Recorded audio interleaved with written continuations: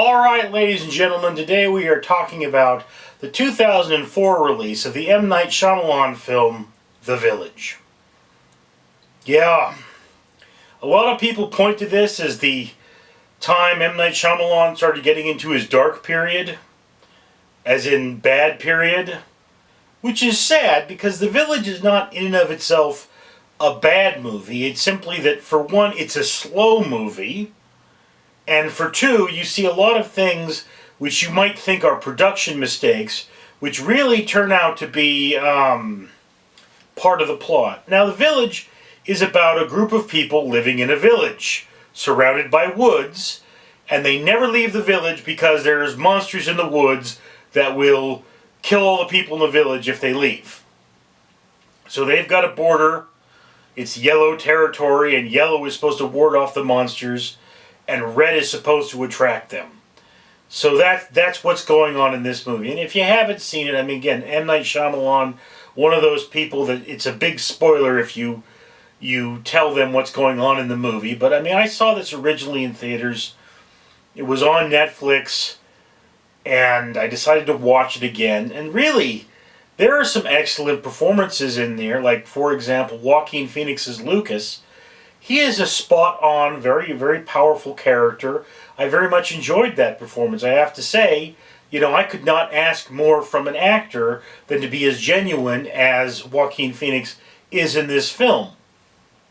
Now, Judy Geer playing Kitty, she has a big part at the beginning.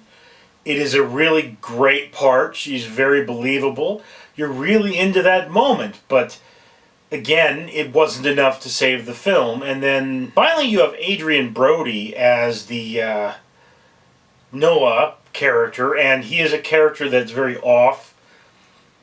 You don't know exactly what's going on. There is a love triangle between a woman, Joaquin Phoenix's character, and Brody's character, and this is, again, a very convincing performance. You really believe that this person is apparently some kind of an autistic who doesn't understand what's going on and has difficulty communicating or expressing himself, difficulty staying within the rules, and this is one of those problems. Of course, where this film really tends to break down is if you know anything about science, which I happen to, you know how to make penicillin.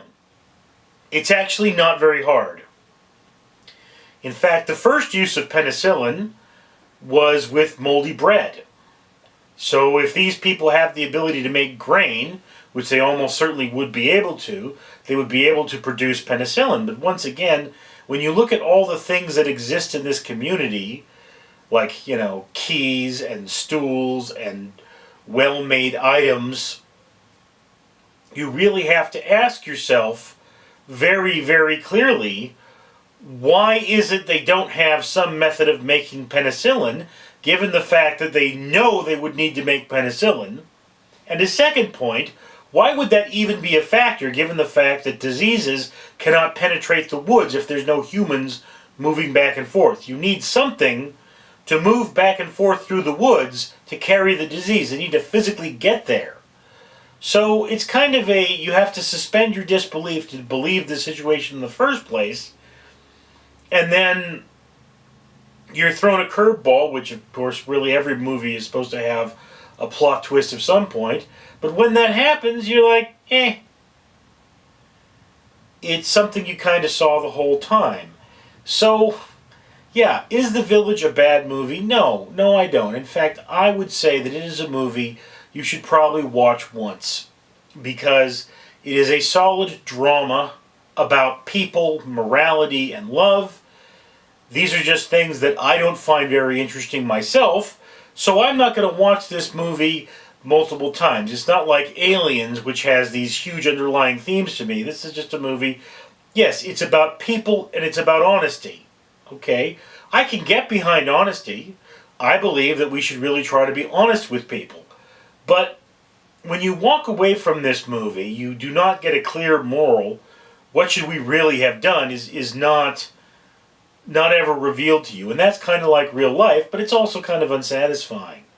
So, The Village is not truly a horror movie. It is a drama with horror elements. And it is a very slow, quiet movie that relies very, very, very heavily upon its actors to give you a story that is compelling and worth watching. And again, one of my problems with this film is just a little too slow. So again, if you if you're the kind of person that absolutely loved the classic One Flew Over the Cuckoo's Nest, you're probably going to sort of enjoy The Village.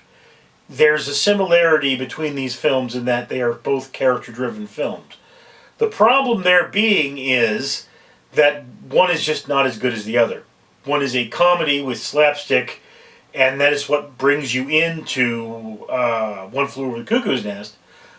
But when you look at The Village, there's not a lot of comedy there. It's not a film that resonates without the big theater experience.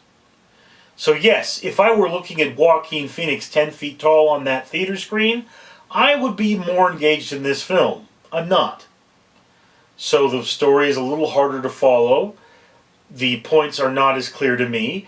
And I just didn't enjoy it as much. So yeah, there you have it. Okay, this film is not for everybody. There is no film that is absolutely for everybody.